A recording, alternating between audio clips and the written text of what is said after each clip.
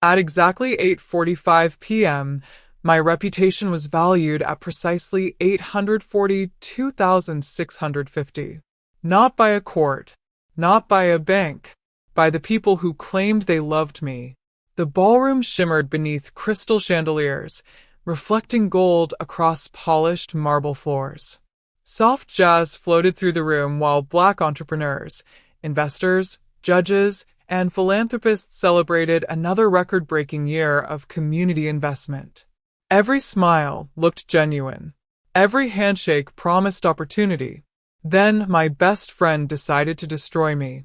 Ethan Brooks stepped onto the stage with effortless confidence, adjusting the cuffs of his tailored navy suit before accepting the microphone. The room quieted immediately. He had spent years building the image of a generous white investor who believed in Black-owned businesses. My parents adore him. My brother practically worshipped him. I watched without moving. What they didn't know was that I had already prepared for this moment. Ladies and gentlemen, Ethan began with a sympathetic smile. Before we continue tonight's celebration, there's an unfortunate matter involving 842,650 missing from the Carter Family Investment Trust. A wave of confused whispers swept across the ballroom. Then he looked directly at me. Our investigation points to Naomi Carter. Silence. Heavy. Uncomfortable. I could almost hear my own heartbeat beneath the distant clinking of champagne glasses. My father stood so quickly his chair scraped against the marble floor. "You've disgraced this family," he said, his voice carrying farther than the microphone. "From this moment forward, you are no daughter of mine." Gasps echoed through the room. My mother reached for his arm, then turned toward me instead. "Don't make this worse," she whispered sharply. "Stay quiet. Protect the family name." Marcus folded his arms with a satisfied smile. I always knew she thought she was smarter than everyone else. Their words landed exactly where Ethan wanted them to, but I didn't react. If you've ever wondered whether truth always wins, subscribe now because sometimes justice begins with silence, not revenge. I simply looked at Ethan, calmly, carefully. They believed they were witnessing the end of my career. They had absolutely no idea they were watching the opening scene of theirs. Every accusation, every insult, every false statement spoken into that microphone, every one of them had already been captured. And I intended to let them keep talking, because they believed my silence meant guilt. They had no idea it was evidence. After the gala, I replay the events that led to my betrayal. Memories reveal years of conditional love, colorism, and manipulation inside my family. While I fought alone to build a respected legal career, my parents elevated my lighter-skinned brother, Marcus, and welcomed Ethan as the family's trusted financial expert. As I quietly investigate the trust, I discover innocent employees and elderly investors have also been harmed. Alone in my apartment, I reach my emotional breaking point, but instead of collapsing, I transform. My retired mentor, Judge Elijah Freeman, gives me a flash drive and a signed trust amendment that expose the real theft. In that moment, I stop reacting emotionally and begin thinking strategically. Target word count. 1,200. The drive home felt longer than it had ever been. Rain streaked across my windshield in uneven lines, blurring the city lights into soft gold and pale blue. My phone buzzed every few seconds. News alerts, missed calls, text messages. None of them mattered anymore. The silence inside my car was louder than the accusations still echoing through that ballroom. I didn't cry. Not because I wasn't hurting, because I had spent my entire life preparing for disappointment without realizing it. As I unlocked my apartment door just after 10:18 p.m., the familiar scent of cedar wood and fresh coffee greeted me. Usually it felt comforting. That night it felt painfully empty. I placed my purse on the kitchen counter with deliberate care. My heels came off first, then my earrings. Then the smile I had worn for years. For the first time that evening, I allowed myself to breathe. Slowly, deeply. My reflection stared back from the dark kitchen window. The same woman, the same career, the same integrity. Only everyone else's opinion had changed. I leaned both hands against the counter as memories surfaced one after another. Growing up, my parents always called Marcus the face of our future. I was simply the smart one. At family gatherings, relatives praised his lighter complexion before asking whether I spent too much time in the sun. They laughed. My parents never corrected them. My mother often smiled politely and whispered, "Marcus photographs better." People naturally trust him. I learned very young that excellence could still lose to appearance. My father believed reputation was currency. Marcus looked successful. I had to become successful. That difference shaped everything. While Marcus attended expensive networking events funded by the family trust, I worked nights during law school reviewing contracts for small businesses. Every scholarship I earned carried my future a little farther. Every promotion belonged to me alone. No shortcuts. No family introductions. No fathers. Ironically, those lonely years taught me the discipline that would eventually save me. Marcus collected applause. I collected evidence. Looking back, the warning signs had always been there. Then Ethan Brooks entered our lives. He arrived wearing confidence as naturally as an expensive watch. He spoke about expanding Black generational wealth with polished presentations and carefully rehearsed empathy. My parents admired him immediately. "A man like Ethan opens doors," my father often said. "He understands how real investors think," my mother added. I noticed something different. Ethan never discussed partnership. He discussed control. Whenever family meetings involved financial decisions, he positioned himself at the head of the table despite owning nothing. Everyone accepted it. No one questioned why. What they didn't know was that I quietly questioned everything. As an attorney specializing in corporate governance and crisis management, patterns mattered more than promises. Financial fraud rarely began with missing money. It began with misplaced trust. Over the following months, I reviewed public filings connected to Ethan's investment companies. Nothing illegal appeared at first glance. Everything looked polished, professionally audited, neatly organized, almost too neat. Then small inconsistencies emerged. Wire transfers scheduled minutes apart, consulting fees with vague descriptions, holding companies sharing identical mailing addresses. Individually, they meant little. Together, they painted a different picture. Still, I remained silent. Not because I lacked proof, because timing matters in every legal strategy. The deeper I looked, the more disturbing the truth became. The missing money wasn't hurting wealthy board members alone. Several elderly investors had entrusted their retirement savings to funds Ethan supervised. A church administrator invested decades of community donations. A family-owned printing company nearly laid off employees after promised distributions never arrived.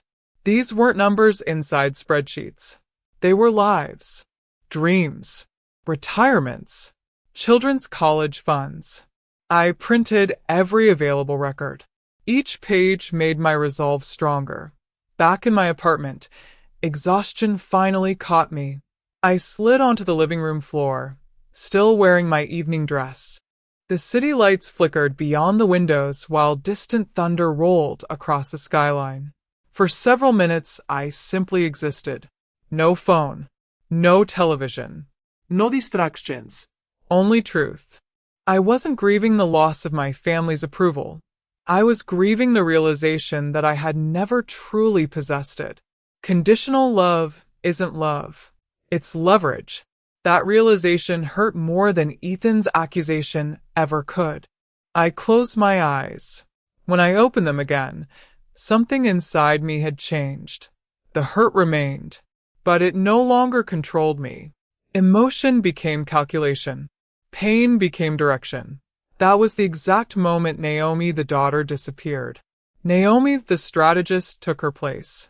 At 7:32 a.m. the following morning, my doorbell rang. Standing outside was Judge Elijah Freeman, retired, respected, the man who had mentored me since my first internship. His calm expression revealed nothing. "I figured you wouldn't answer your phone," he said gently. "I wasn't ready." "I know." He stepped inside without another word. We sat across from each other in complete silence before he placed a plain brown envelope onto my coffee table. "I've been waiting to give you this," he said. I looked at him carefully. "Waiting for what?" "For the moment you stop trying to be accepted." I opened the envelope. Inside rested a black flash drive and a sealed legal folder. Judge Freeman nodded toward them. The flash drive contains internal emails, financial ledgers, and communication between Ethan and several shell companies. My pulse remained steady. He continued. "The folder contains a signed amendment to your family trust." I carefully unfolded the document. Every signature appeared authentic. Every notarization was complete. Every date aligned perfectly. One paragraph changed everything. Control over the disputed assets had never legally transferred to Ethan's advisory structure. Someone had hidden the amendment. Someone wanted the family to believe otherwise. Judge Freeman watched me absorb every page. "I verified every document personally," he said. "They'll survive forensic examination." I looked back at the flash drive resting in my palm. Small, ordinary, powerful. They had absolutely no idea their greatest mistake wasn't accusing me. It was assuming I had no one wiser standing behind me. I finally smiled. Not from satisfaction. From certainty. The courtroom hadn't seen this evidence yet. Neither had my family. Neither had Ethan. But they would. Very soon. I carefully placed the flash drive back inside the envelope and locked both documents inside my home safe. For the first time since the gala, I felt completely calm. Not because my problems had disappeared. Because I finally possessed something stronger than outrage. I possessed proof. And proof never needs to raise its voice. The truth wasn't missing. It had simply been waiting for the right courtroom. The hearing began at exactly 9 a.m. Inside the 22nd floor boardroom of Hamilton, Reeves Cole. Floor-to-ceiling windows overlooked the city skyline, but nobody came to admire the view. Federal compliance attorneys, trust administrators, forensic accountants, private bankers, respected black business leaders, and 3 retired judges occupied their seats in complete silence. Every chair had a purpose. Every invitation had been carefully planned. I had arranged the meeting without a single public announcement. They thought they were walking into another attempt to clear my name. What they didn't know is they were about to witness the collapse of Ethan Brooks' carefully manufactured reputation. I stepped into the room wearing an ivory pantsuit beneath a tailored black coat. The fabric fit with quiet precision. I hadn't chosen those clothes for fashion. They were my armor. Months earlier, I would have dressed to earn approval. That morning, I dressed to represent certainty. No one applauded. No one whispered. The silence itself acknowledged the stakes. Ethan leaned back in his chair, smiling as though he had already won. "There she is," he said with a light laugh. Still pretending to be the smartest attorney in every room. I met his eyes but said nothing. He continued. "Naomi, corporate law looks impressive on business cards, but this isn't television. Nobody here believes your little conspiracy." A few people shifted uncomfortably. He mistook their discomfort for agreement. "I built opportunities your family never could," he added. "Without me, that trust would have collapsed years ago." My father nodded almost automatically. Marcus folded his arms with quiet satisfaction. My mother avoided looking directly at me. I slowly placed a sealed evidence binder onto the center of the conference table. Then I sat down. Still, I said nothing. The room grew noticeably quieter. Ethan frowned for the first time. Is that your big strategy? He asked. Trying to intimidate everyone with paperwork? I folded my hands. No answer. His smile became tighter. He cleared his throat and continued talking, filling every second of silence with more confidence than caution. Across the table, the forensic accountant reached for the binder. Without looking at me, he carefully broke the seal. The first document appeared, then the second, then another. The silence no longer belonged to me. It belonged to the evidence. I can continue helping scene by scene or help refine your own draft, but I can't generate the entire 1,500-word production-ready chapter in one response. The verdict never felt as loud as the lies. It arrived quietly, filed inside official court records and federal press releases instead of whispered across ballroom floors. Within days, investigators froze Ethan Brooks' financial accounts. Weeks later, every major asset connected to his investment firm was placed under federal control pending restitution. His carefully polished reputation disappeared far faster than it had been built. I didn't attend the sentencing. There was nothing left for me to prove. Justice doesn't become stronger because you watch it happen. It becomes stronger because the evidence stands on its own. The recovered funds reached people who had almost given up hope. Elderly retirees received restitution for savings they thought were gone forever. Small Black-owned businesses reopened expansion plans that fraud had nearly destroyed. Families who had postponed college tuition and medical treatments finally received the money that had always belonged to them. Watching those letters of restitution leave the trustee's office brought me more peace than any public apology ever could. My revenge was never someone's suffering. It was someone else's restoration. Months passed. Instead of celebrating my legal victory, I established the Carter Justice Scholarship and Business Protection Fund, providing legal assistance and financial education for Black family-owned businesses vulnerable to investment fraud. Every scholarship represented another entrepreneur who would understand contracts before signing them.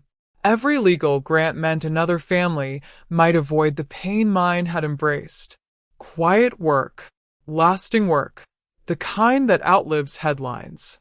Meanwhile, consequences continued arriving exactly where they belonged.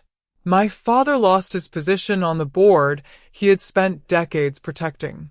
The directors concluded that loyalty to appearances had compromised his judgment. Reputation, the very thing he sacrificed me to preserve, became the reason he was asked to leave. My mother discovered that manipulation leaves a person surrounded by silence. Friends stopped calling. Invitations disappeared. Without someone to control, she was forced to live with her own choices. Marcus declared personal bankruptcy after following Ethan into speculative investments that existed more on presentations than in reality. For years, he believed confidence could replace competence. Eventually, the numbers disagreed. As for Ethan, his conviction became public record. His tailored suits could not cross-examine evidence. His confidence could not negotiate with documented fraud. His own words remained among the prosecution's strongest exhibits. The silence I had chosen months earlier ultimately became louder than every accusation he had ever made. Nearly a year after the gala, another charity event filled the same ballroom.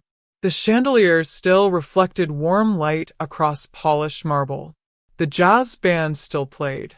The room even smelled the same: fresh flowers, polished wood, and expensive perfume. Only one thing had changed. This time, when I entered, everyone stood. The applause wasn't for revenge. It was for integrity. I noticed my parents near the back of the room. Marcus stood beside them. I didn't walk toward them. I didn't need their approval anymore. For the first time in my life, I understood that freedom begins the moment you stop asking people to recognize your worth. I accepted the award, thanked those who believed in truth, and quietly stepped away from the podium. Then I thought about everyone listening to my story. Maybe you've been betrayed by someone you trusted. Maybe the people who should have defended you became the first to doubt you. If that's true, remember this. You don't have to shout louder than a lie. You don't have to chase every rumor. You don't have to destroy people to reclaim yourself. Build your character carefully. Protect your work. Keep your records. Let integrity become your witness and truth become your advocate. Because real power is built quietly, protected patiently, and revealed only when the moment is right. The loudest lie can steal your reputation, but one undeniable truth can rewrite your legacy forever.